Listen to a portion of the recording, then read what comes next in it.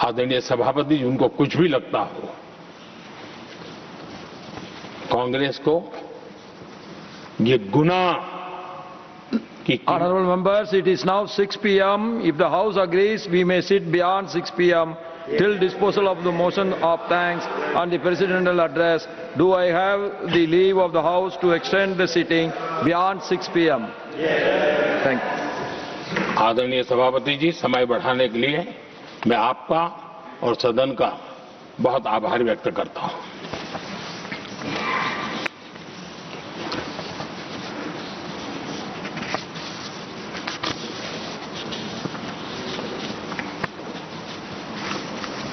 आदरणीय सभापति जी, बड़ी दर्दनाक लोकसभा की घटना है और शायद हताशा निराशा तो हम समझ सकते हैं, लेकिन इसके लिए देश के पवित्र लोकतंत्र के मंदिर को ही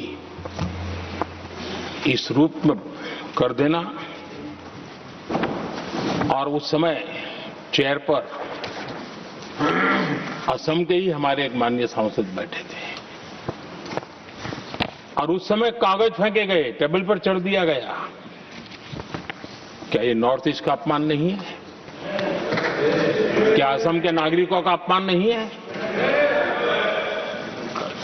कल फिर दोबारा किया उन्होंने, और उस समय आंध्र के दलित परिवार का बेटा चेयर पर बैठा था, उसको भी अपमानित किया। यानी आपने नॉर्थ ईस्ट का अपमान, चेयर में बैठा अपमान करो। आंध्र के एक दलित परिवार का बेटा चेयर पर बैठा, उसका अपमान करो।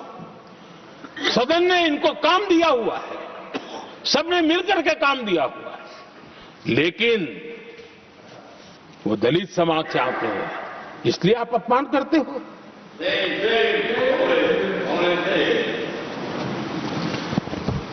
और ऐसा लगता है कांग्रेस के लोगों को असम की जनता के प्रति बड़ी नफरत है। उनको लगता है कि उसकी जनता ने उनका साथ छोड़ दिया, मतलब उनके दुश्मन हो गए। क्या कभी लोकतंत्र में ऐसे सोचते हैं क्या? मुझे तो तब बहुत पीड़ा हुई थी जब भारत रत्न भूपेन हजारिका जी, चूंकि इस देश के बहुत ही सम्मानीय व्यक्तित्व है जी, आज भी घर घर में उनको स्मरण करते हैं लोग। उनके प्रति जो भक्ति का भाव है, आप कल्पना नहीं कर सकते, लेकिन उनको इसकी भी कोई परवाह नहीं है। और जिस प्रकार से, और हमारा सौभाग्य था कि हमने भूपेन हजारिका जी के देश के लिए जो उनका योगदान था, नॉर्थ ईस्ट जैसे इलाके से पूरे देश को अपने वाणी से, अपने विचारों से, अपनी अभिव्यक्ति से बांध के रखा था। हमने भारत रत्न देने का निर्णय किया, इस पर भी इनको ऐतराज। और मैं तो हैरान हूं, खड़गे जी अगर होते तो मैं उनकी हाजिरी में कहता ही है, इन्होंने जिस प्रकार से बोला ना भारत रत्न के बाद, वो वीडियो पर उनका चेहरा देखेंगे ना, आपको लगा रहे ये ऐसे लोग हैं, ऐसा व्यवहार करते हैं। और ये कहा, अरे ये तो सिंगर थे। मैं समझता हूं कि एक किसी का भी अपमान करने में कभी भी पीछे नहीं रहते हैं। उन्होंने भूपेन हजारिका जी को भारत रत्न दिया, उसका भी विरोध किया। ये पूरे असम का विरोध है, पूरे देश के कला प्रेमियों का विरोध है। और मुझे पक्का विश्वास है, असम कभी भी इस अपमान को भूलने वाला नहीं है।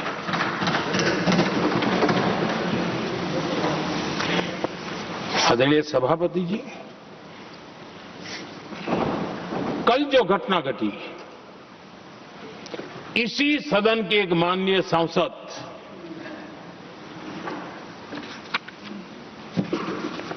कांग्रेस के शातिर दिमाग जिनका है, ऐसे एक युवराज ने उनको गद्दार कह दिया। अहंकार कितनी सातवें आसमान पर पहुंच चुका है इनका। और कांग्रेस को छोड़कर के कितने ही लोग निकले हैं, कांग्रेस के कितने टुकड़े हुए हैं, कई लोग दूसरे दलों में गए हैं, लेकिन औरों को तो किसी को गद्दार नहीं कहा उन्होंने। लेकिन कल सांसद को गद्दार इसलिए कहा क्योंकि वो सिख थे। ये सिखों का अपमान था, ये गुरुओं का अपमान था। और कांग्रेस के अंदर जो कूट कूट करके सिखों के प्रति नफरत भरी पड़ी है ना, उसका वो अभिव्यक्ति थी। और इसी सदन के माननीय सांसद है वो, और उनको जरा भी दर्द नहीं, वरना आज खड़े होकर के कह सकते थे कि कल जो हुआ इसी सांसद की गरिमा के अनुरूप नहीं था, हमें खेद है। एक शब्द तो बोल लेते, लेकिन सिखों के प्रति उनके मन में जो नफरत भरी पड़ी है, और इसी के कारण उन्होंने कल, और जिसका परिवार देश के लिए शहादत देने वाला परिवार के वो सदस्य हैं, उन्हें अपने राजनीतिक विचारों में परिवर्तन किया, इसलिए गद्दार हो गए। और ये गद्दार शब्द छोटा नहीं है। मेरे देशवासी को कोई गद्दार कहे, ये कैसे देश सहन करेगा? और वो भी एक सिख है इसलिए गद्दार कहना बहुत दुर्भाग्य की बात है। और ऐसे लोग कांग्रेस को नहीं डुबाएंगे तो क्या करेंगे?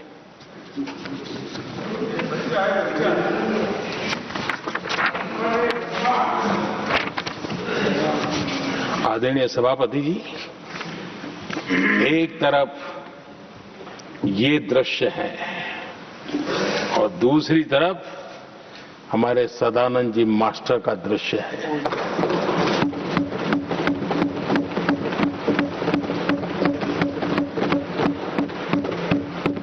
राजनीतिक विद्वेष के कारण